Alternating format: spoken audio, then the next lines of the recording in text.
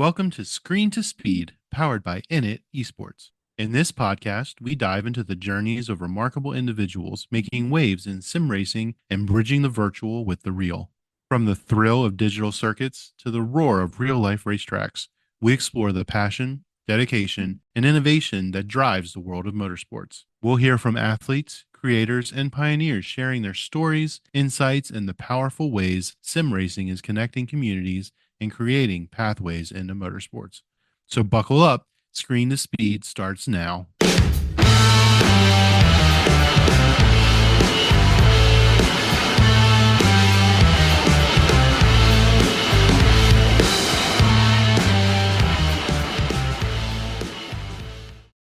Welcome in, everybody.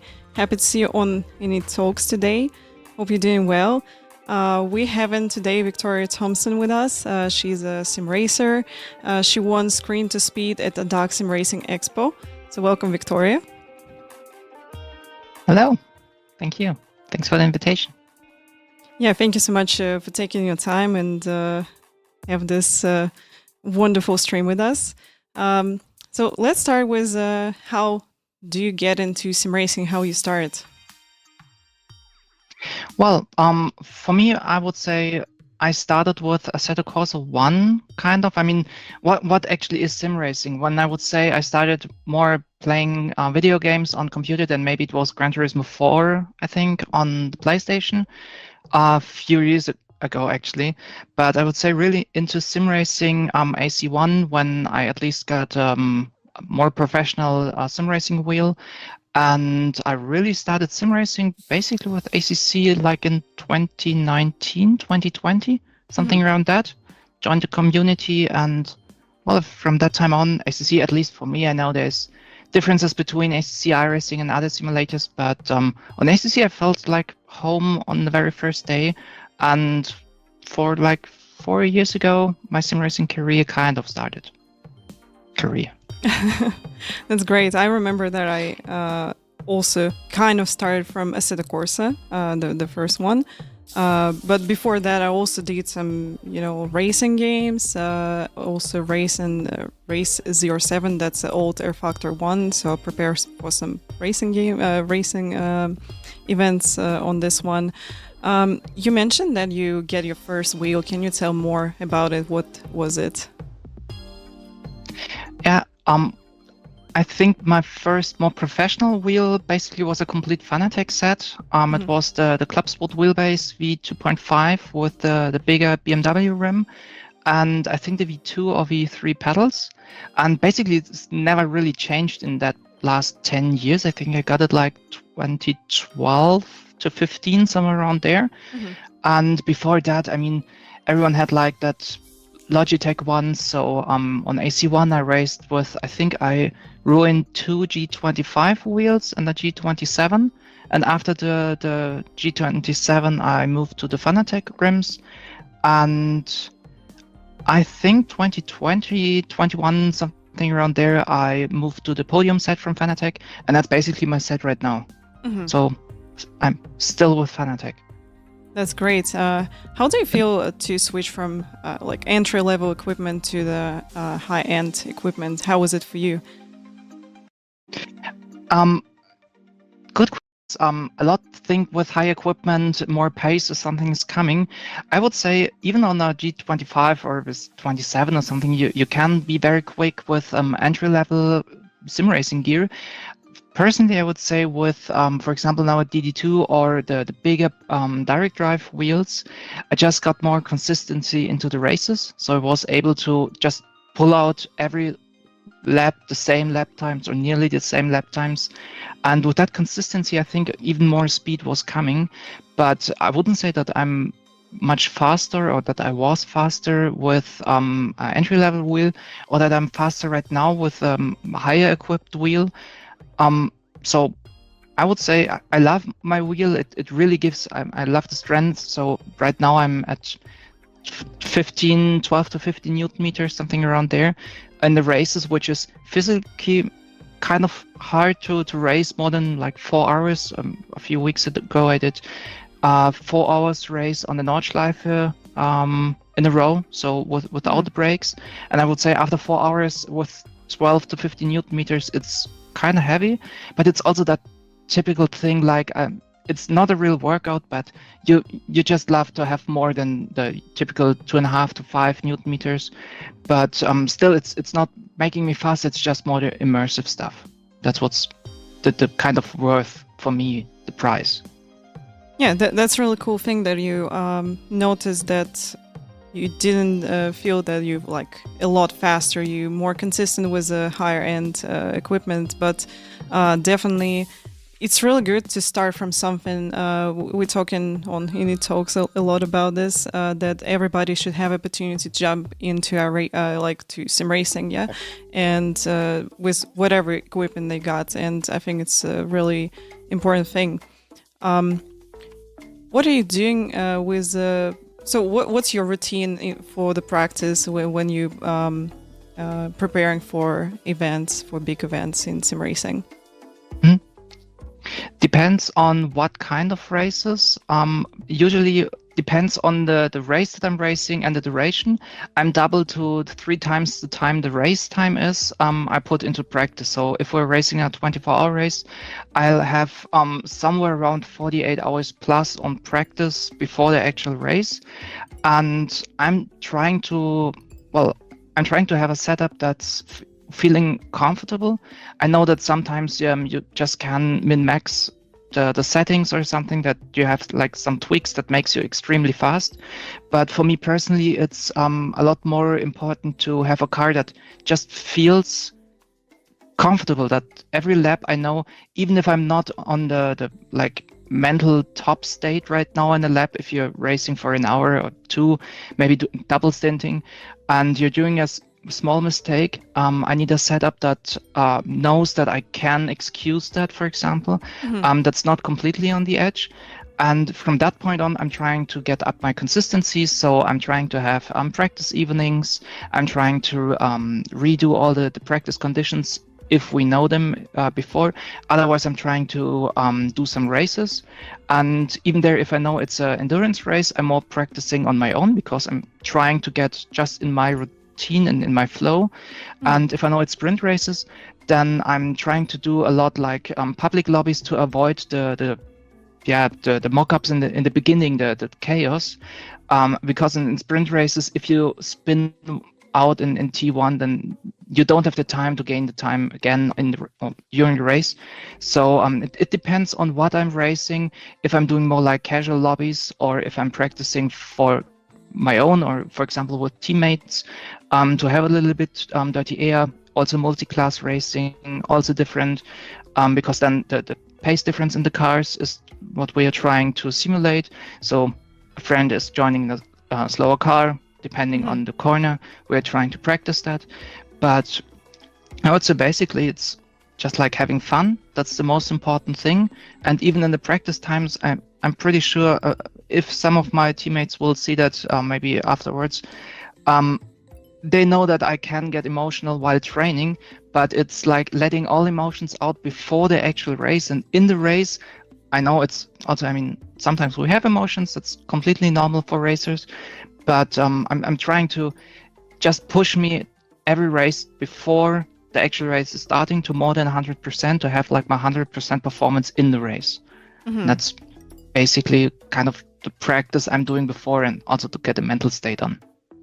Yeah, that's a good thing. I also trying to stay cold-blooded when I'm doing races, like official races or big events. Of course, everybody can be emotional, as you said. I think it's absolutely okay. What do you like the most in endurance races? Because you mentioned that you're doing endurance races and sprint races as well. So would like to know what you prefer in endurance races. What's the best about them? Yeah.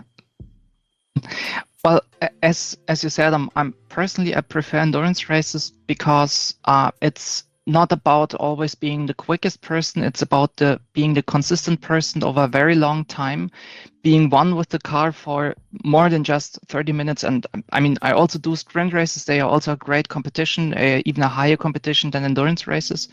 But I mean, even if it's sim racing and the car is not really breaking down, sometimes you have like technical issues, everything that's bringing sim racing with you. But for me, it's driving hours for hours, the same pace, or nearly on being focused for over a long time. That's something I personally love. Also with having the time with friends, for example, doing the spotting for guys, doing the setup work, doing the strategy, even the complete thing about strategy in endurance races is something that I completely could go into detail because I really love doing the strategy. And for the rest, it's just keeping your focus for such a long time on a state where you say after that, you seem like, or you feel how you're getting exhausted without getting to know that you're exhausted after a few hours. And for example, I personally love the night stints in real time between 2 and 5 a.m. when the happy time is going to start. Like everyone's tired now. Usually you're sometimes alone in the rig.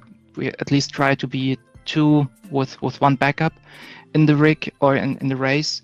But you're basically alone driving through the night. Everyone's starting to do mistakes because you're zooming out because you're doing the same thing like for 14 to 16 hours. But still, I don't know, that to keep the maximum performance, to like every time you're tired as fuck, whatever, it's still staying focused. And that's what is endurance racing for me. Yeah, endurance that's the is thrill.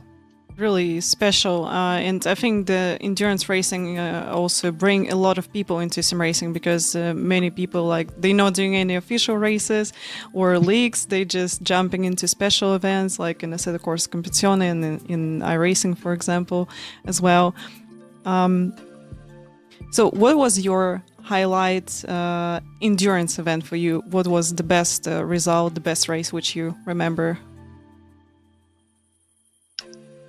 Well, the best race, it wasn't the best race that I remember, but I really remember one race that kept in my mind still for today. It was, I think, 2 to 3 years ago, when sim racing was just coming up in Corona and all that stuff. I did a race with a few friends, with Chris, Samir, and Jadia. And it was my first time with Jadi in a car, and we had, I think, 2,500 live viewers right now, and I was a little bit nervous. And the first thing I did was I got out of the box, tires were cold, and I just smashed the car into, after Radion in Spa, into the wall in front of 2,500 people that were, well, for me, it was a moment that, I mean, you need to get back in the car, and I even had 2 hours of stints in front of me, but I know I crashed the car, I messed up P1, a few people were watching, and to get up there, the like emotional stability, that was something that I remember until today, because you still need to get back into the car, you need to be, we can't just stop. We repaired the car, and after that, I just needed to drive again because it was the only person who was driving right now. And knowing that you have a lot of people watching you, knowing that you messed up the P1 for the team, I think in the end we made P2. I think it was a 24-hour race in maybe SimGrid. I'm not sure which race it was, but the 24-hour race in Spa. And I mean, like 2 years ago, 3 years ago, still a great experience. And I would say that race, to keep up there the mentality and still get back in the car, to trust the car in every Eau Rouge and Radion when you're entering that, and you know you just smashed it once, make it simple. And as we all know, if you lift the car there, shouldn't be the best way. And if you get scared for something, even if it's sim racing, then you're getting slow. And well, as I said again, the endurance races, that type of racing, the type of mentality that you need there, that's what really brought me forward, and which still is in my mind. So endurance is like push you to go, because you got a team next to you, and you also, like, even if you crash, you really want to finish the race because you plan everything, other people plan this race to do it with you. So yeah, I fully understand you in this. So speaking about sprint events, and I know that you recently won the Screen to Speed at the ADAC SimRacing Expo. Can you tell me more about this event? How was it for you? How that was to be a part of the big SimRacing Expo and of this event as well? And how was it for you to take a part in sprint event? Absolutely. We were talking about endurance races, and now we're switching to the sprint races. I'm completely not common to sprint races, but it was more than just an honor to race into that race. And even to win that, I never thought about it. And still until now, if I would tell myself, you're going to race it again, I would say I'm pretty sure I won't win that again, because iRacing is not my main simulation. I have like two ranked races in iRacing. I have an account, but it never felt like the simulation that I want to race, because I have no content. I had no licenses and stuff. And when I got asked if I want to race there, I was like, okay, I need to practice. I need to download the iRacing. I need to download everything around it. And then I started to practice, as I said, for the sprint stuff. So I tried to do some open lobby races. I tried some practice runs, and getting there is, I don't know, everything was kind of overwhelming.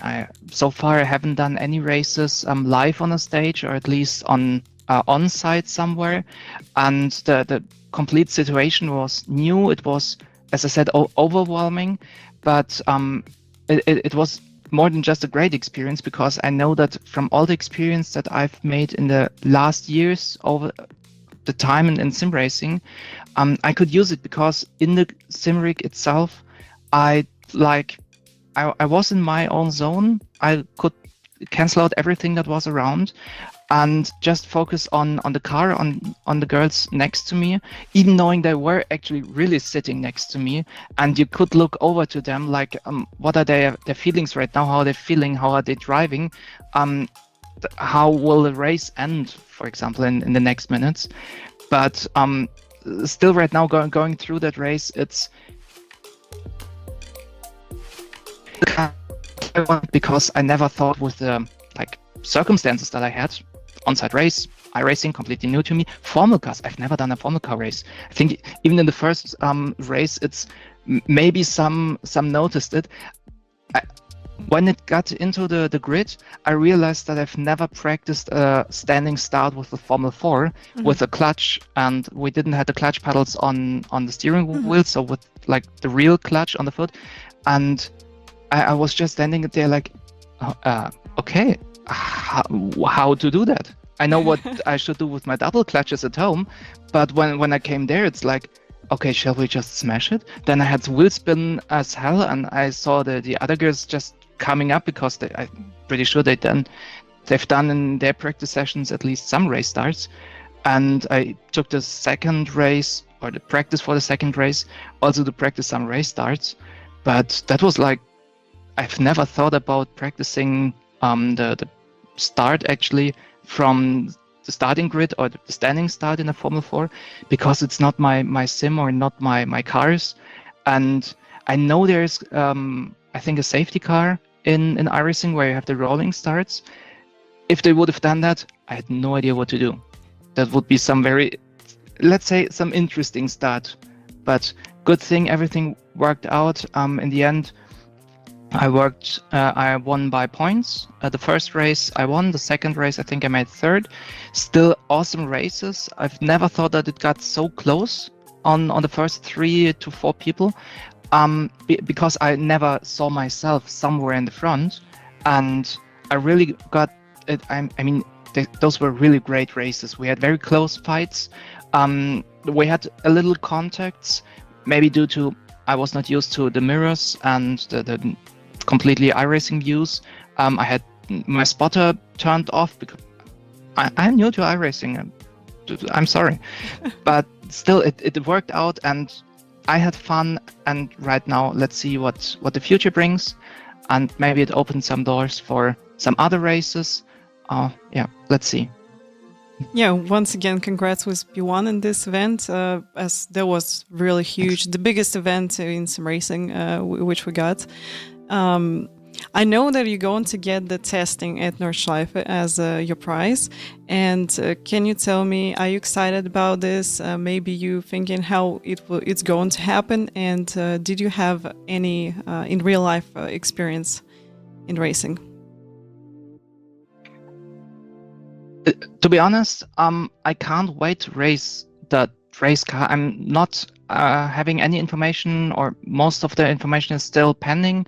So we are in the discussions when it will happen, because right now going to the Nordschleife is like, I'm pretty sure it could be a little bit dangerous. Even in a normal street car, maybe. I don't know what's going to be there, but I'm happy about it. I can't wait for it. And for the real racing experience, so far I've raced in an AMG, the Scirocco Cup R, and a few Audi R8 V10s with street tires and slicks, but not built up there. It's the highest thing I've driven was the AMG GT4.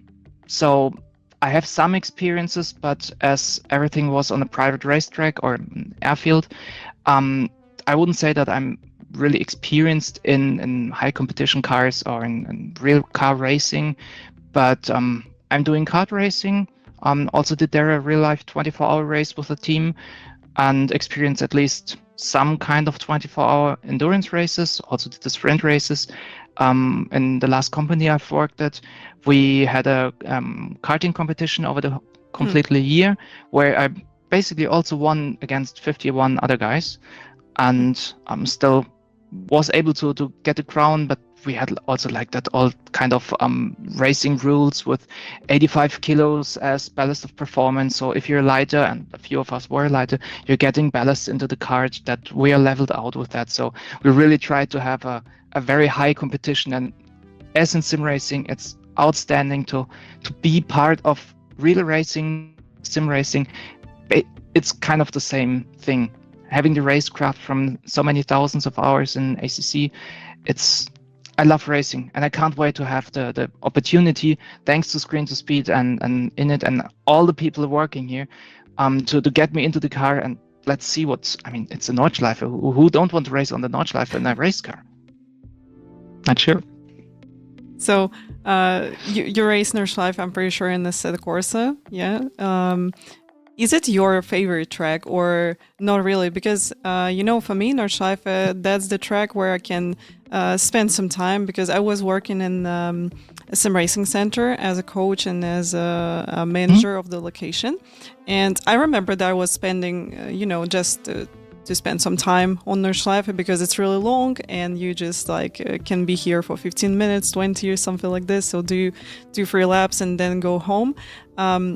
So how is it for you? Do you like this track, or do you not really your favorite? So you got other track as your favorite one? I would say it is one of the favorites, but not the favorite racetrack. As favorite racetrack, don't ask me why. Personally having Brands Hatch, because I love the techniques there. It's like a small Nordschleife, but as a German, as the most extreme racetrack that you can have somewhere, I would say Nordschleife is the racetrack to practice the most. You're learning so much at the Nordschleife, and it's also so dangerous that, to be honest, I'm a little bit frightened to be there, knowing you're racing a race car. You know the track from the simulator. You know if there's something going to happen, you basically, as everyone says, you just hit escape and go back to pits and start again. In real life, it's something different. But I would say the elevation that you can have on the Nordschleife, everything that you have there is I would say that the best racetrack. But personally, I haven't driven there on the real race or on the real Nordschleife in real life. So, well, also not in Brands Hatch, but I don't want to judge which one is the very best. Personally, I love the Nordschleife, but I think, for example, Silverstone or Brands Hatch are tracks that I could also race the whole day. Don't ask me why.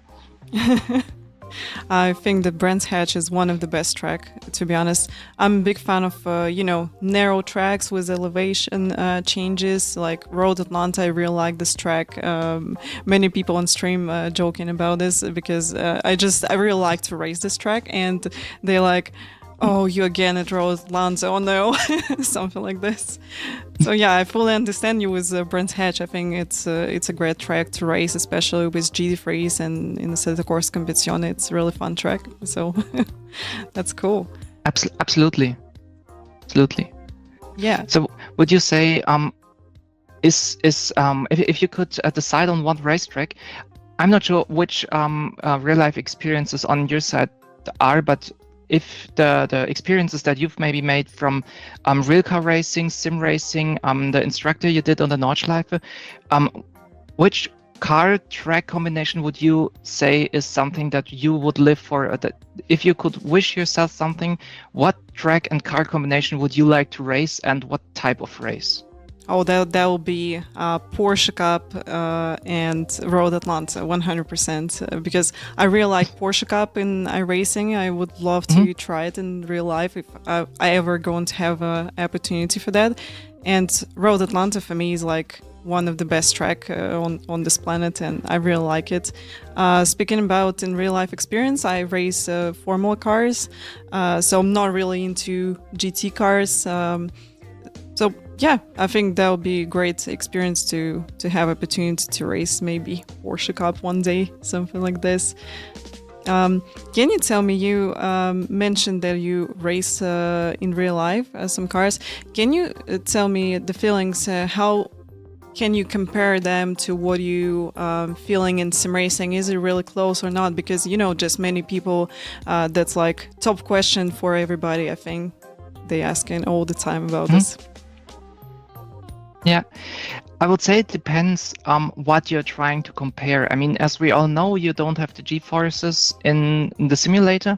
You can have like that ActuRacer Ultimate stuff where you have a 5-axle thing where you really can feel drops and something like that. But pressing use into the seat belts when braking a car like the AMG GT4 or also the Audis, it's something that you don't feel in the simulator. But on my first days, when I got an instructor next to me, racing in that R8 V10, that was a street car basically, with the crashing frame and slicks, for example, on the second one where we had the rear-wheel drive. The person next to me, which was a former DTM driver, asked me after like 3 laps. I mean, we went out to the track and I didn't know the car. I've never driven a car with over 600 horsepower. And I got overwhelmed by the speed that you gain in a very short time, because it's not the monitor, you're really getting pressed into the seat. But after getting to know the car like a few corners, everything is spooled in the head like in the simulator, kind of. And the instructor sitting next to me was, after 3 laps, like he just sat there, watched me, and was asking, "And you're really just doing sim racing, do you?" And I was like, "Yeah, why? What am I doing wrong?" And he was like, "Nothing. The thing is, you're braking the car, you're steering into the corner, and then you're holding the steering angle, and you're just turning the car by throttle and brake inputs, and that's driving styles that guys or that people have with karting experience for 15 years or more, and I'm just doing sim racing. But I have also like hours and years of practice, recalculated kind of for real racing. It's just that you feel everything by the steering wheel. I mean, we are used to steering wheels, and I even told the person that I'm not really interested in what the car is giving me through the seat or what the car really is doing behind me or in front of me. I feel like everything in the wheel, because we are trained to feel everything in the steering wheel.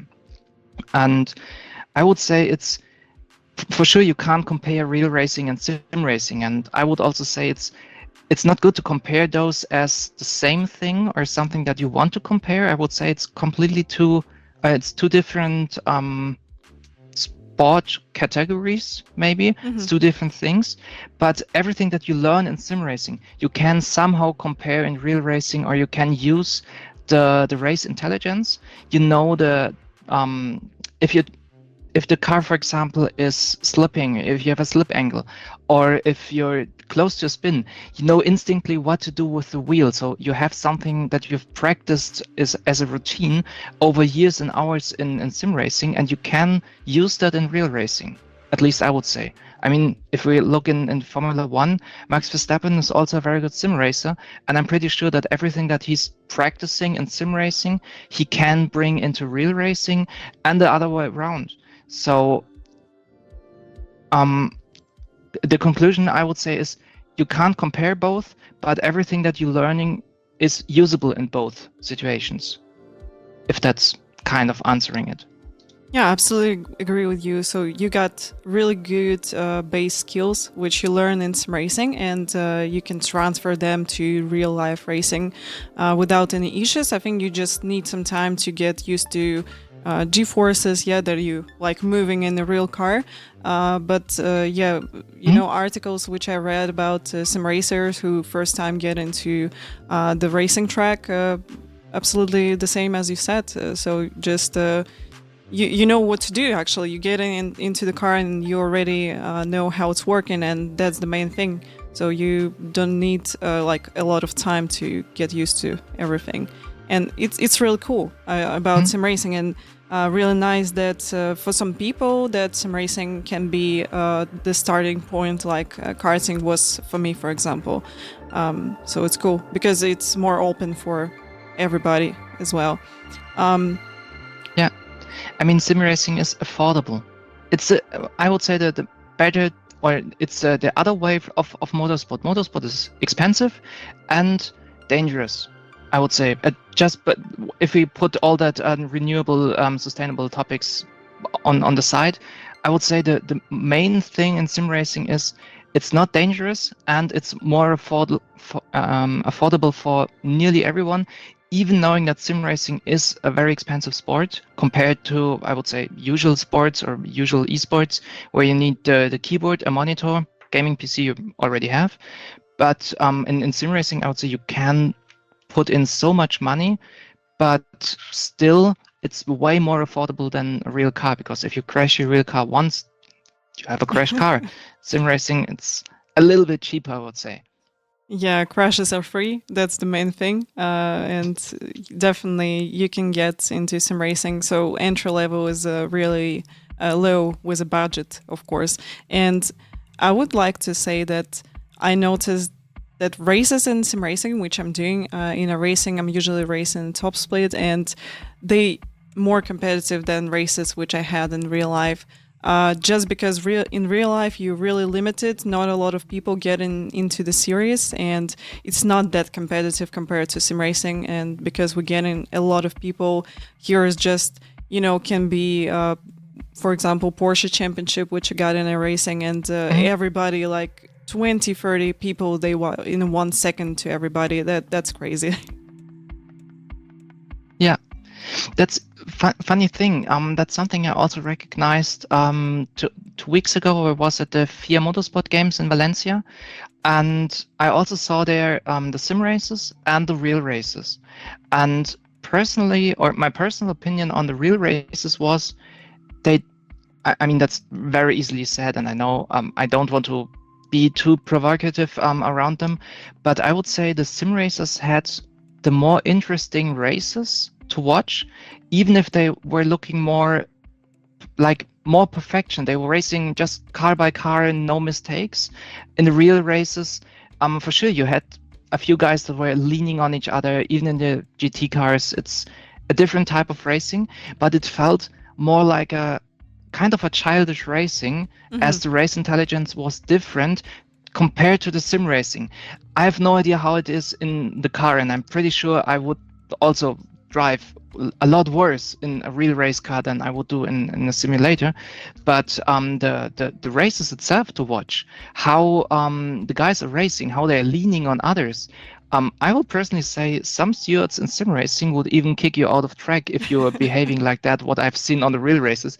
And I really appreciate every real racer that is doing that. But I also want to say to all people watching, kind of, give sim racing a chance and try to step into that perfection of racing that you're seeing there and appreciate what they are actually doing.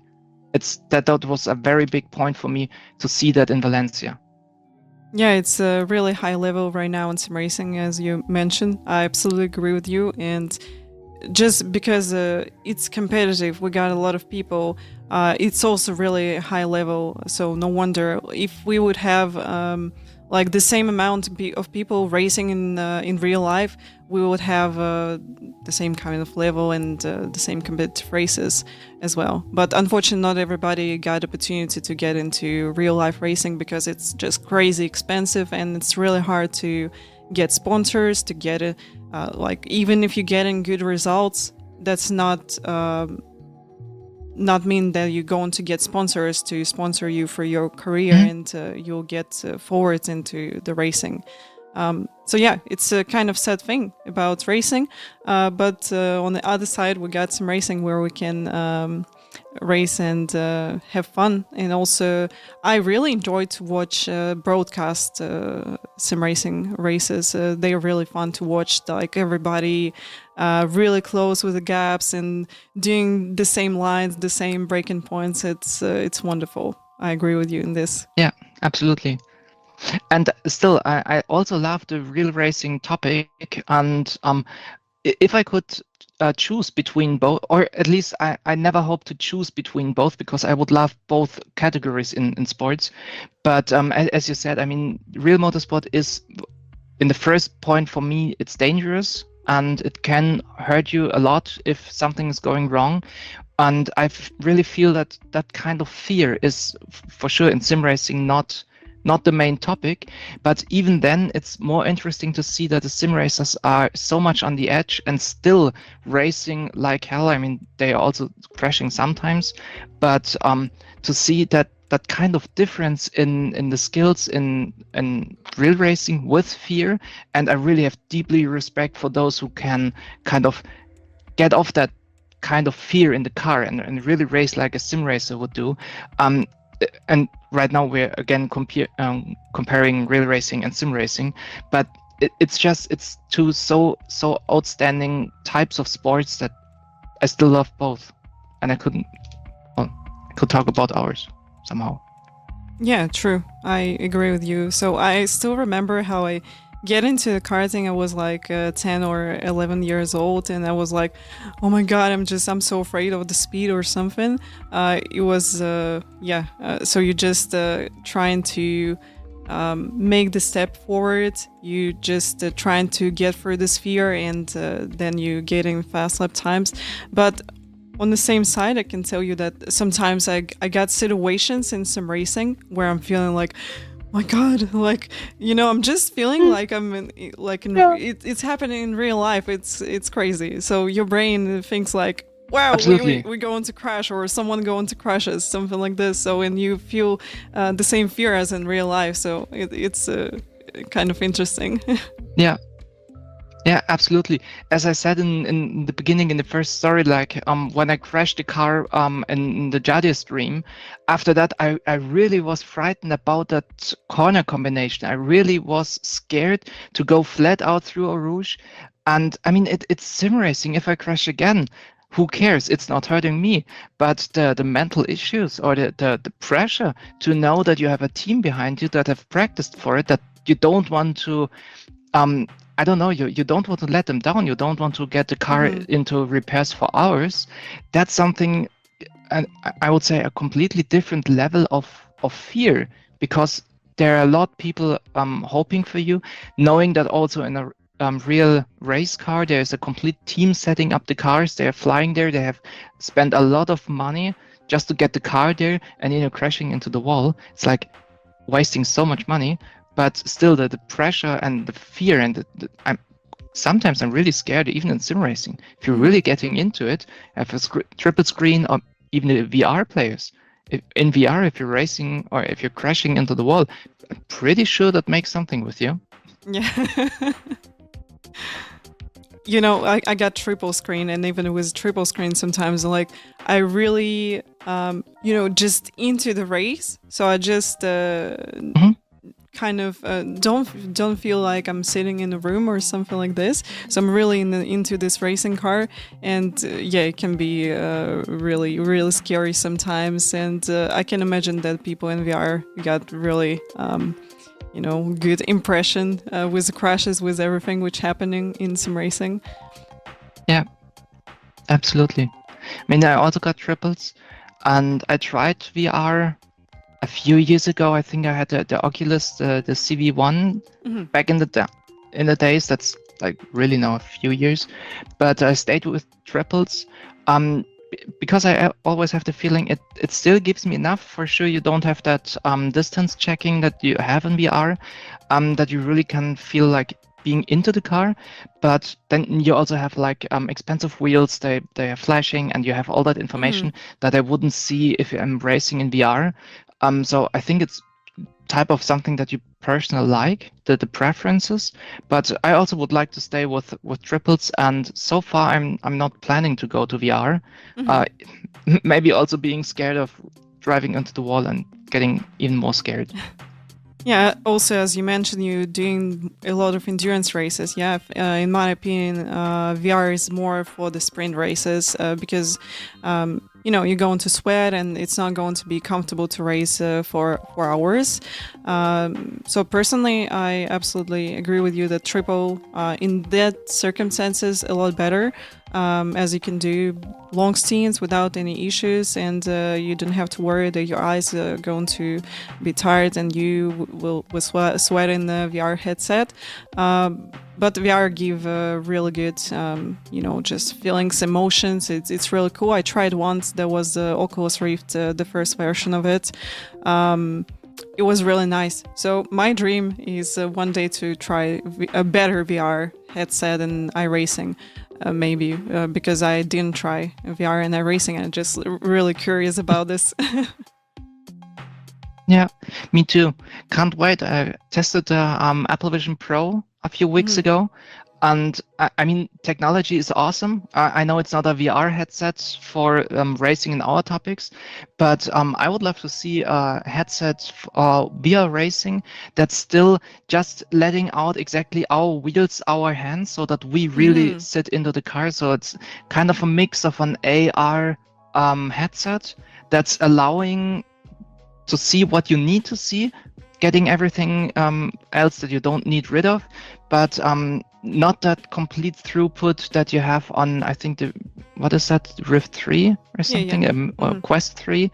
I think a few of them, of the modern ones, have the throughput, but then you see everything around. And I would love to see something that's like, if you're wearing some special suit or something, that is in the simulator.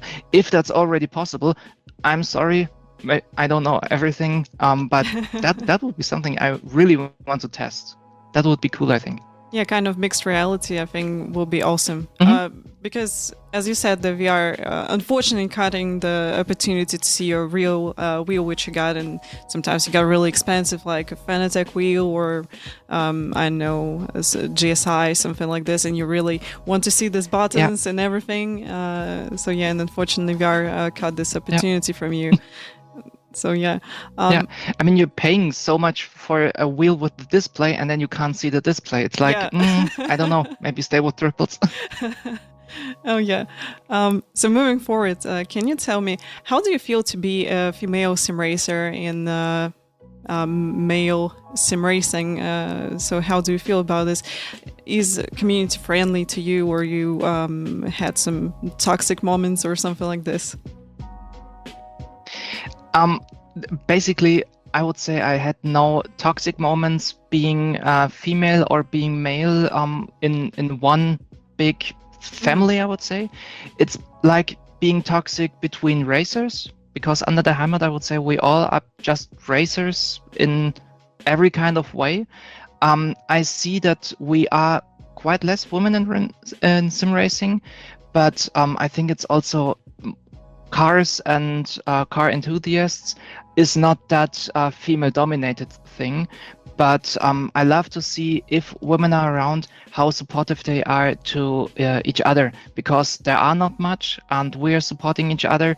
We show that we are in sim racing, and for sure it's a male-dominated world. But in the end, everyone before the computer, I would say, I don't see. If we wouldn't have our cameras on, I wouldn't see if I'm racing against a male, racing against a female. I'm just racing against a person.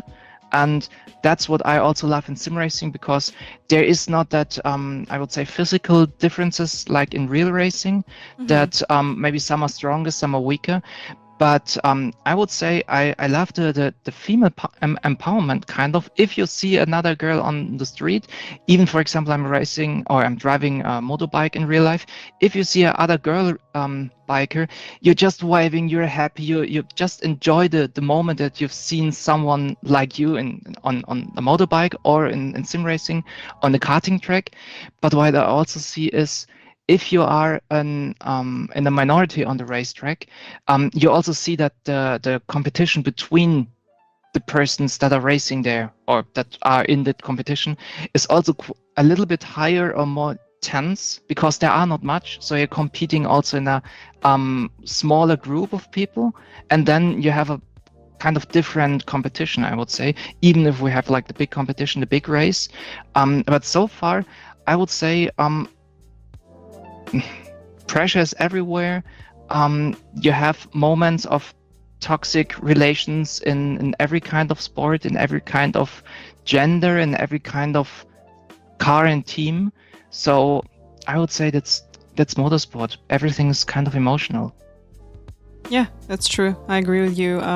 Also had some toxic stuff in the racing races sometimes, and but most of the stuff which happened with me in sim racing, especially I'm talking about that racing because most of the time in this simulator,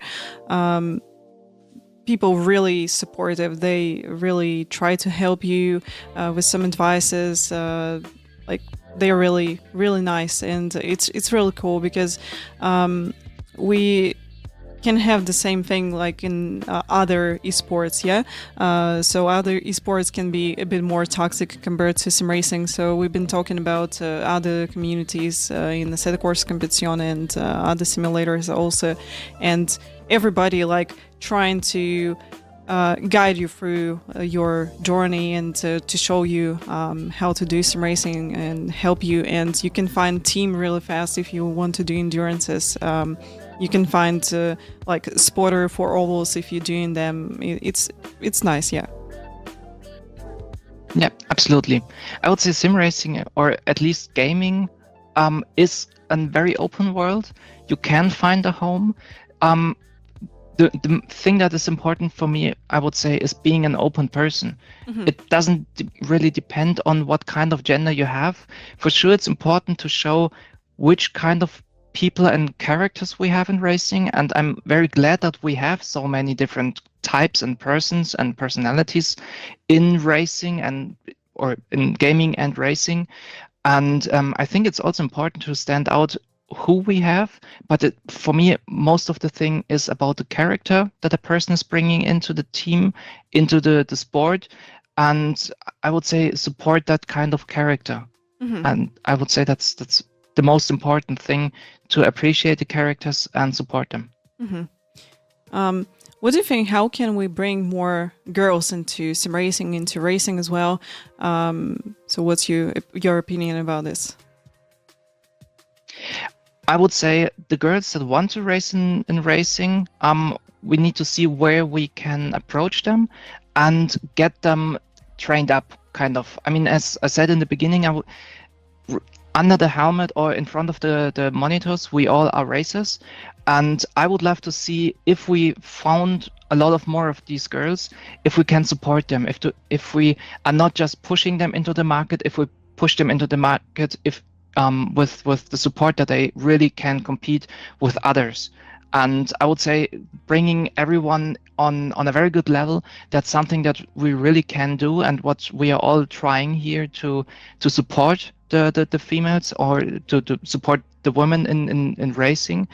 And I think even if it's a male-dominated world, we have interested girls, and we just need to be there to show them that sim racing is one of the things that you can do if you want. And if you want, what do you need? I mean, is it the mentality that you need? Is it the pace? Is it consistency? Is it bringing you in racing games overall? Is it about the setup? I mean, in the end, a racer is a racer, and we just need to get them like on pace and see to if we can get them competitive with others. Yeah, I think what you need doing for female, for girls in sim racing, it's really cool because more girls you're going to see, like you just would love to race in sim racing then by the end of the day, because you can see all these girls, they're racing, you're like, oh, I want to be like her, jump into sim rake and race with whatever person, like if it's guys or girls, it doesn't matter. So I was in the same way as you with my opinion about in real life racing. So when someone asked me about like how do you feel to be a girl, I'm like, I'm just a person behind a helmet, I'm just a driver, and everybody doing the same stuff here. So and we equal because in my opinion, I think that physical thing is not really important, especially if we're talking about sim racing, because you can set up the force feedback in the way you like, and it's great. So I think we got a lot of opportunities now, and I hope we're going to see more girls and more boys also in sim racing. Absolutely. I mean, sim racing for me is really personal talking. Sim racing is like everything. I really love sim racing. It's my passion, and I'm trying to get my business related topics to sim racing, my private topics to sim racing, or at least racing and overall the automotive industry and stuff. But getting overall speaking more people into racing, I would love to see if whoever is watching this and sees, I want to sim race too now, or maybe I am already sim racing, and maybe I can learn something from the mentalities, from the stories, or anything else. I would love to just bring that to more people. That's what really is driving me. Mm-hmm. So speaking about the future and plans, what plans do you have in the future in sim racing? Maybe you're thinking to make some kind of content which can bring more people into sim racing as well, and share your opinion with other people. So what's your plan? And I know that you're going to take part in global eSport games. Can you tell me more about this? Yeah, about the content thing, I thought a lot of, well, I have thought about it several times, but so far I've never got the point, or I've never got so far to say I really want to be a content creator or bring that points in. But you're right. I mean, in the end, to bring people more into sim racing and tell those kind of stories, I should do some kind of content. But so far, I don't know why. It's maybe the online world, or getting the criticism of everyone, maybe the opening to the world to be a content creator. Maybe that's something that I've never accomplished so far, or got into it. Maybe I need a support here. But maybe it's going to start with the global esports games, because in there I will be representing Germany for the female team, together with a friend of mine for the male category. So there are two from Germany going to the global esports games, which actually should have been held now in December 24, which is shifted to early 25 as far as I know. But I will be representing sim racing there, and I don't know what to say. I mean, it's more than just an honor to race there.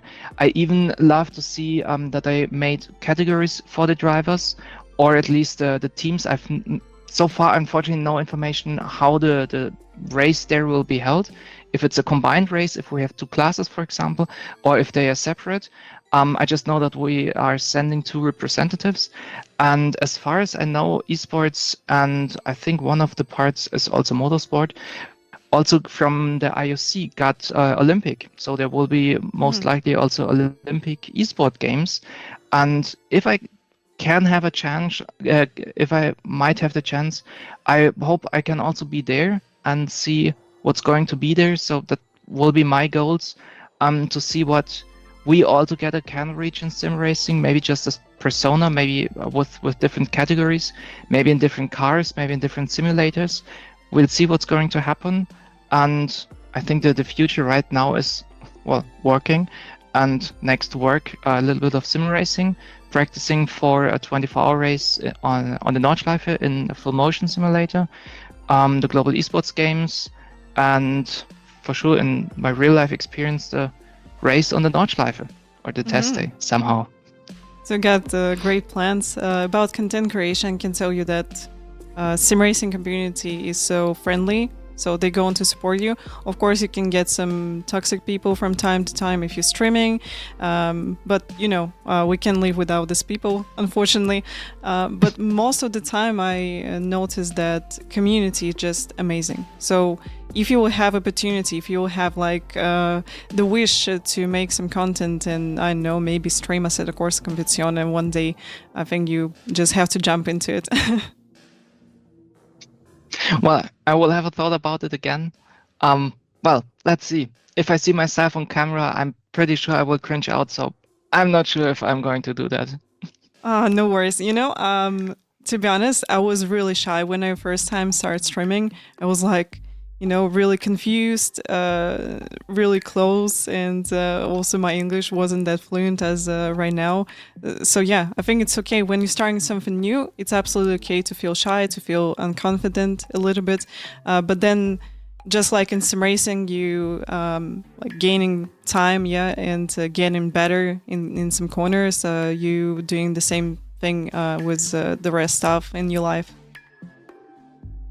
Mm-hmm. Isn't it great to see that every tip or any hint that we are talking about is related to sim racing, completely transferred to other real life problem? So kind of do sim racing, learn something for life, and even if it's your passion, you will find something that brings you forward, even if it's coming from sim racing or from real life. Some of both can go hand in hand. And I love the experience, the examples that you made up, with being shy or being on the racetrack, the mentality that you need to set up for streaming. Maybe I should think about it again. Yeah, it's really close. I think I learned a lot of things in sim racing, in streaming also. Met a lot of cool people, nice people who really dedicated about sim racing, about racing, and it's really cool to be a part of this, and it's really nice. So before we end up the stream, I would like to give you the last question. What will be your advice for people who are starting in sim racing? So what can you give from your experience? Start. Pretty simple. Yeah. The thing is, if you want to start in sim racing, I think the worst thing that you can do is think about what do I need for sim racing. As we talked about, the start in sim racing or the entry level in sim racing is kind of pretty low. You can start with a keyboard, with a mouse. You can then switch to a gamepad.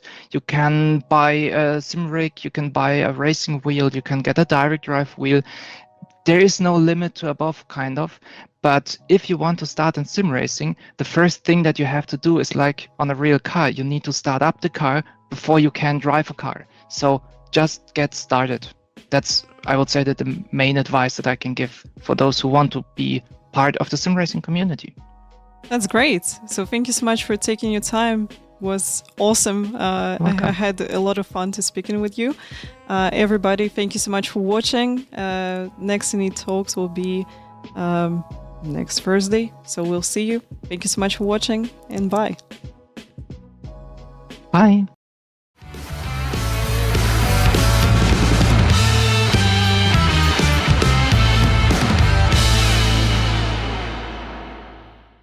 INIT Esports focuses on sim racing events and digital tournaments. They bring esports content to fans and sponsorship opportunities to brands while maximizing audience reach across multiple sports, industries, and platforms.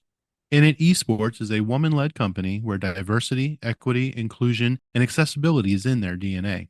And their platform aims to combat bullying and cheating to help make the esports world as safe and fair as possible. To learn more, be sure to log on to www.initesports.gg or follow them on social media at INIT Esports. Join their Discord, check out their YouTube channel, or follow their live content via Twitch.